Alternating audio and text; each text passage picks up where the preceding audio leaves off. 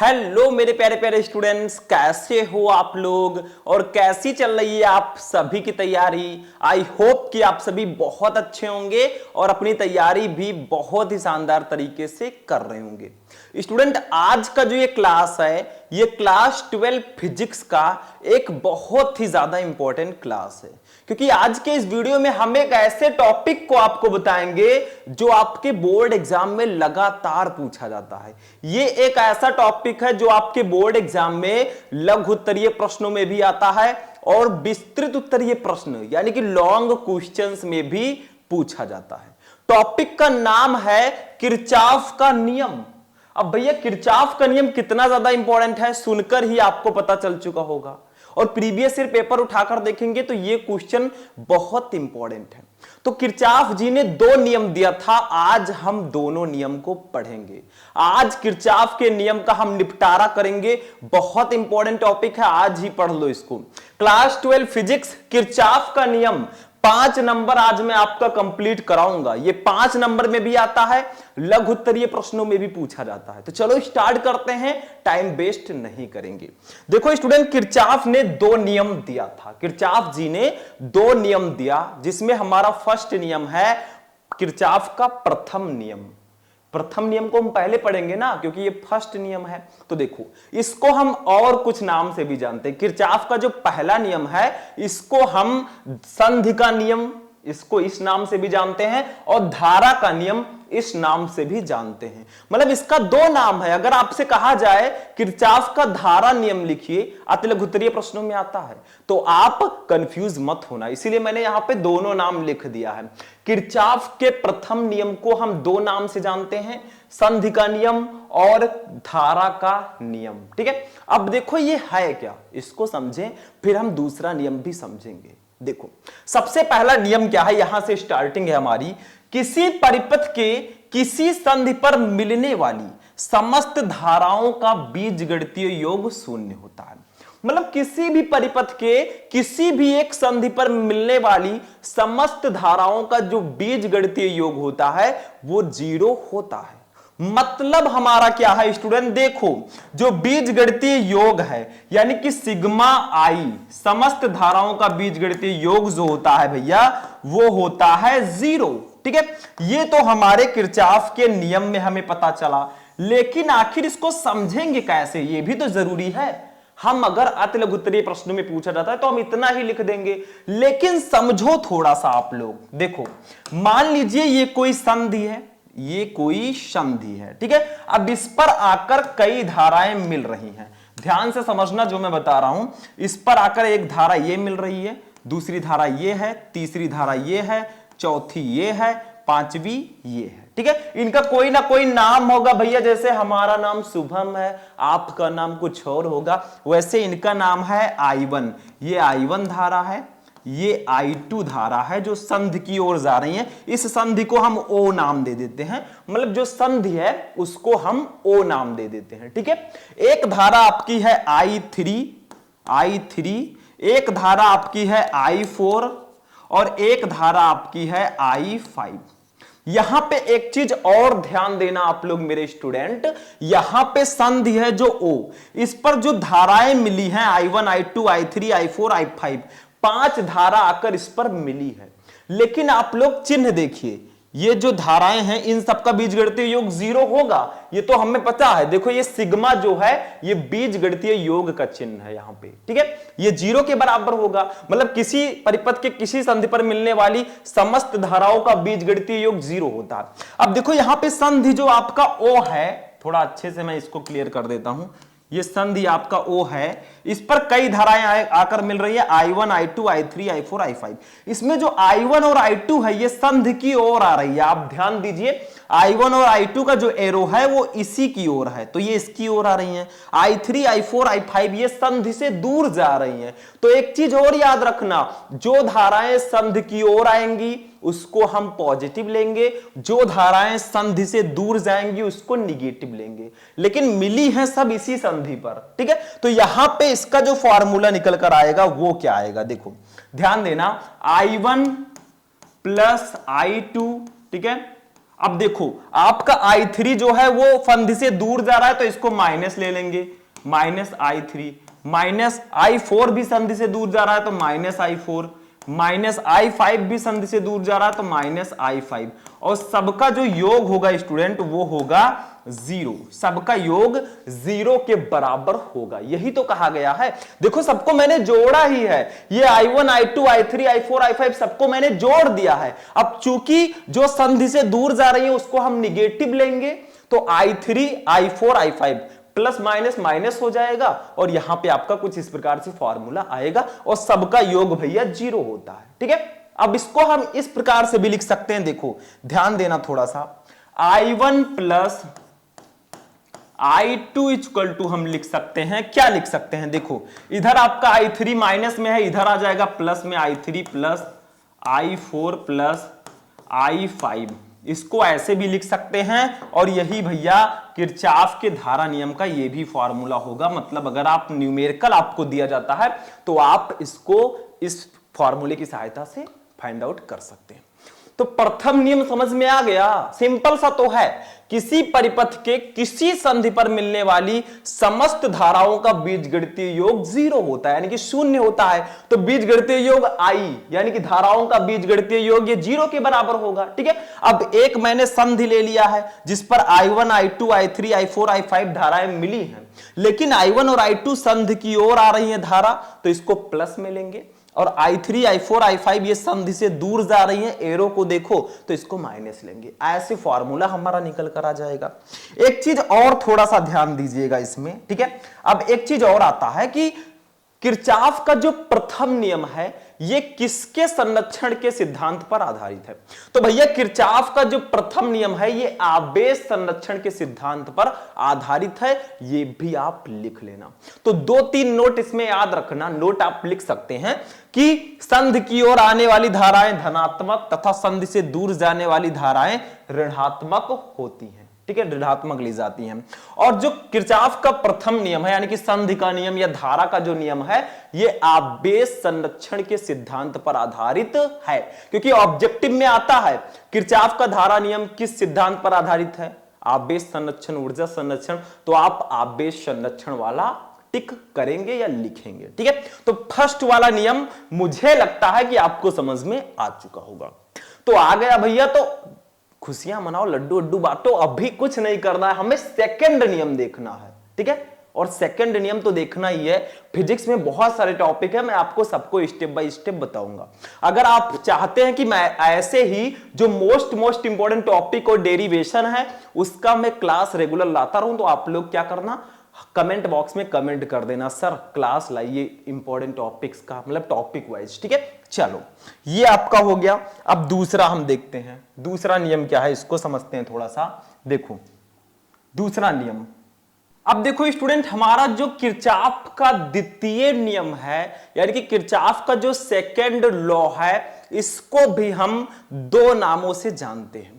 सबसे पहला भैया बोल्टता का नियम, मतलब किरचॉफ के बोल्टता का नियम। ऐसा नहीं है कि आपके बोर्ड एग्जाम में आएगा कि किरचॉफ का द्वितीय नियम लिखिए, ये तो आएगा ही आएगा। ऐसा भी दिया जा सकता है कि किरचॉफ के बोल्टता का नियम लिखिए। इसीलिए मैं आपको नाम बता रहा हूं, जितने भी इसके नाम है सब जानो ताकि पहचान तो हो जाए।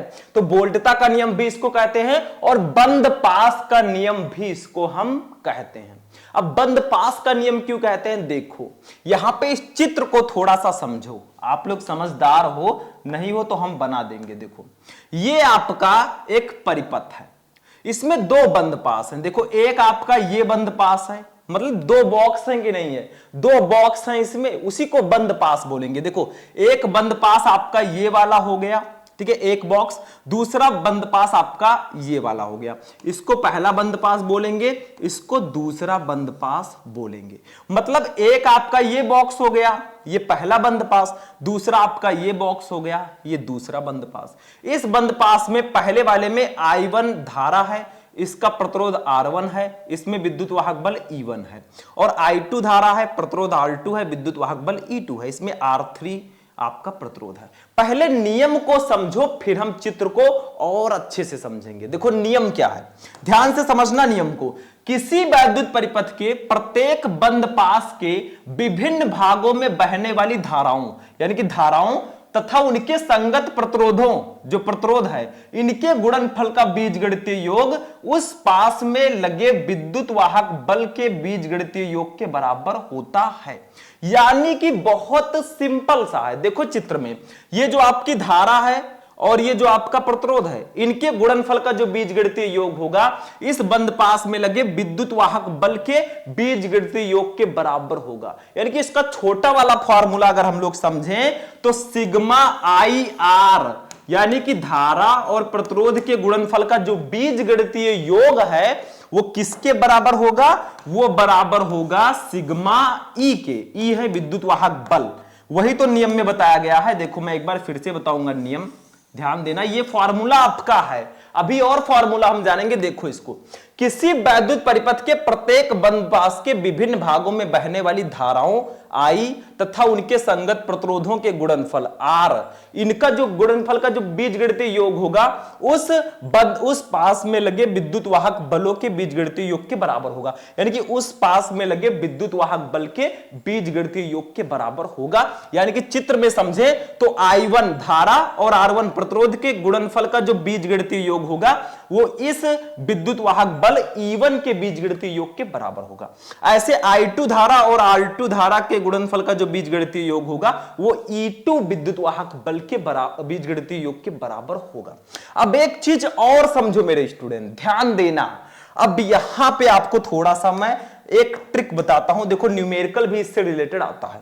देखो ये आपका बॉक्स बना हुआ है, ठीक है, ये आपका बॉक्स ऐसे कुछ बना है। मैं इसका छोटा वर्जन समझा रहा हूं। देखो इसमें धारा कुछ ऐसे बह रही है, देखो ऐसे जा रही है, ऐसे आई और ऐसे आई, ठीक है, ऐसे धारा बह रही है। देखो यहां पे तीर, ये आपकी धारा I1 आई, ये जा रही है, यहां पे I1 I2 दोनों मिल गई भैया तो I3 का निर्माण हो गया। ये ऐसे सीधे जा रही है। लेकिन अगर आप इस I2 धारा को देखेंगे तो ये विपरीत दिशा में जा रही है। देखो यहां पे इसको भी ऐसे जाना चाहिए था तो ऐसे मिलना चाहिए था, लेकिन ये उल्टा जा रही है। I2 धारा जो है ये उल्टा बह रही है। तो यहां पे क्या करेंगे हम, इस I2 धारा को देखो ध्यान से, इस I2 और R2 के गुणनफल को हम निगेटिव लेंगे। क्यों? और विद्युत वाहक बल भी इसका निगेटिव होगा। क्यों? क्योंकि ये धारा के विपरीत जा रही है। धारा आपका कुछ ऐसे बह रही है बॉक्स में, ये कुछ इस प्रकार से जा रही है, ठीक है। देखो ये I1 R1 जो है इसका गुणनफल जो है कुछ पॉजिटिव होगा और I2 R2 का गुणनफल नेगेटिव होगा, क्योंकि ये धारा विपरीत दिशा में है, ठीक है। न्यूमेरिकल में काफी यूजफुल होगा। अब चलिए इसका फॉर्मूला निकालते हैं जिससे हम लोग न्यूमेरिकल सॉल्व करेंगे। देखो इस साइड में मैं निकालता हूं। देखो सबसे पहले हम लिखेंगे बंद पास एक के लिए, बंद पास एक के लिए, यानी कि बंद पास एक के लिए हम फॉर्मूला निकालेंगे। अब देखो बंद पास एक में क्या है, फर्स्ट वाला बंद पास आपका यही वाला तो है, ये फर्स्ट बंद पास है। इसमें धारा और प्रतिरोध के गुणनफल का जो बीजगणितीय योग है वो विद्युत वाहक बल के बीजगणितीय योग के बराबर होगा। तो धारा और प्रतिरोध का गुणनफल देखो I1 इंटू R1, तो यहां पे हम लोग लिखेंगे I1 इंटू R1। देखो I1 इंटू R1, ठीक है। अब इसी बंद पास में एक और धारा है। देखो इसी बंद पास में ये I2 इंटू R2 भी है, क्योंकि ये फर्स्ट बंद पास है। तो I2 इंटू R2 इसको हम निगेटिव लेंगे क्योंकि ये विपरीत दिशा में धारा बह रही है, ठीक है, तो इसको निगेटिव लेंगे। तो माइनस I2 इंटू R2, यानी कि धारा और प्रतिरोध के गुणनफल का जो बीजगणितीय योग है वो किसके बराबर होगा? यहां पे R2 कर दीजिएगा, ठीक है, R2 ये किसके बराबर होगा? देखो यहां पे अब एक चीज और ध्यान दो, ये आपका E1 पॉजिटिव होगा लेकिन E2 भी आपका निगेटिव होगा क्योंकि ये भी विपरीत दिशा में है, ठीक है। तो यहां पे आपका हो जाएगा I2 into R2, sorry E1 positive रहेगा माइनस E2 हो जाएगा।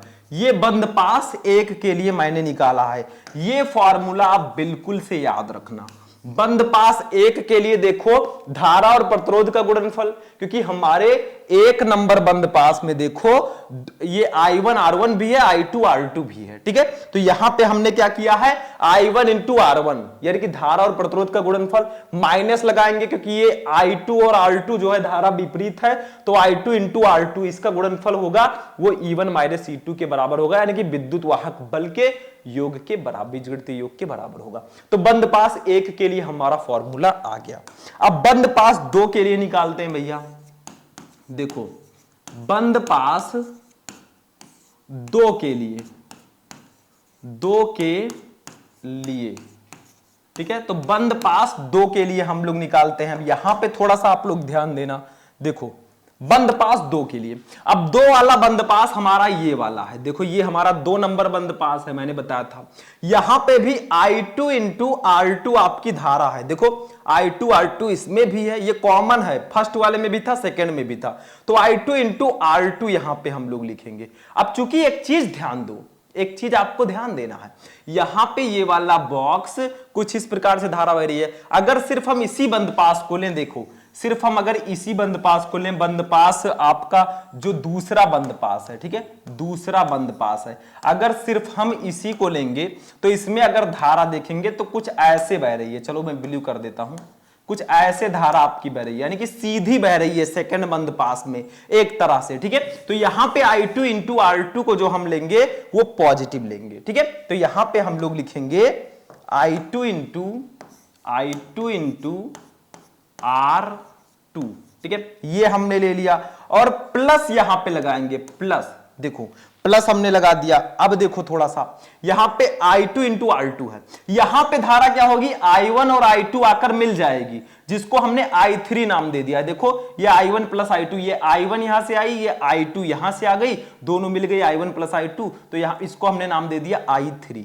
और यहां पे जो प्रतिरोध है R3 है, ठीक है। तो यहां पे हम लोग अब लिखेंगे, देखो प्लस I3 इंटू R3, ये किसके बराबर होगा भैया, अब यहां पे थोड़ा सा ध्यान दो, ये किसके बराबर होगा, क्योंकि ये दूसरे बंद पास में सिर्फ एक ही विद्युत वाहक बल है E2, देखो E2 ही है, यहां पे कुछ नहीं है, वहां पे E1 E2 दोनों था फर्स्ट बंद पास में, यहां पे सिर्फ E2 है, तो यहां पे हम लिख देंगे इक्वल टू E2 आपका हो जाएगा।